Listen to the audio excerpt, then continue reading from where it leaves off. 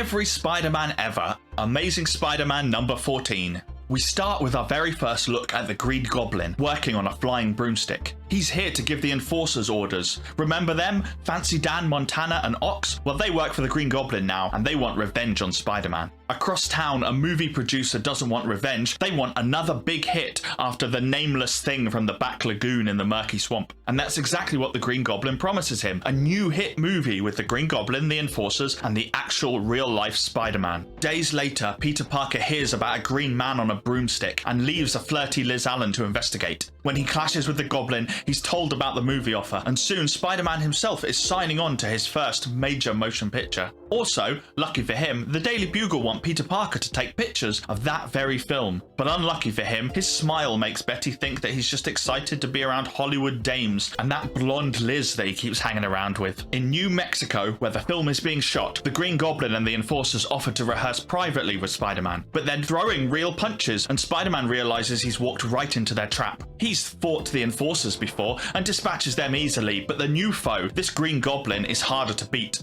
The Green Goblin's bombs do enough to distract Spidey until the Enforcers can get the jump on him. Literally, they try to hold our hero, but he's too strong and throws them off. And before they can find him again, he uses his web and some tumbleweed to spin up a dust storm to hide. Meanwhile, back at home in New York City, we check in on the three women in Peter's life. His Aunt May is writing worried letters to her nephew. Liz Allen is arguing with Flash Thompson, who thinks she's only interested in Parker to make him jealous. And Betty Brant is trying very hard not to think about all those glamour girls from Hollywood.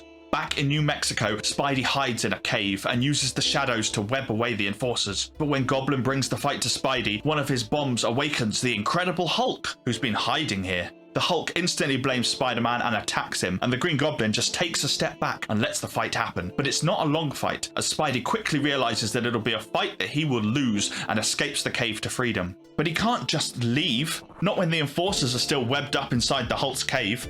So he sneaks back in and rescues his villains. By the time Spider-Man gets back to the movie producer, the Spider-Man picture has been cancelled. The producer wants to make a Hulk film instead, and Spider-Man is left without a paycheck. He gets just enough money to get back to New York. Arriving in New York before Parker, however, the Green Goblin returns to his secret lair, and convenient equipment blocks the reveal of his identity as he unmasks. He underestimated Spider-Man this time, and he didn't expect the Hulk, but he will bide his time to strike once more at the Amazing Spider-Man.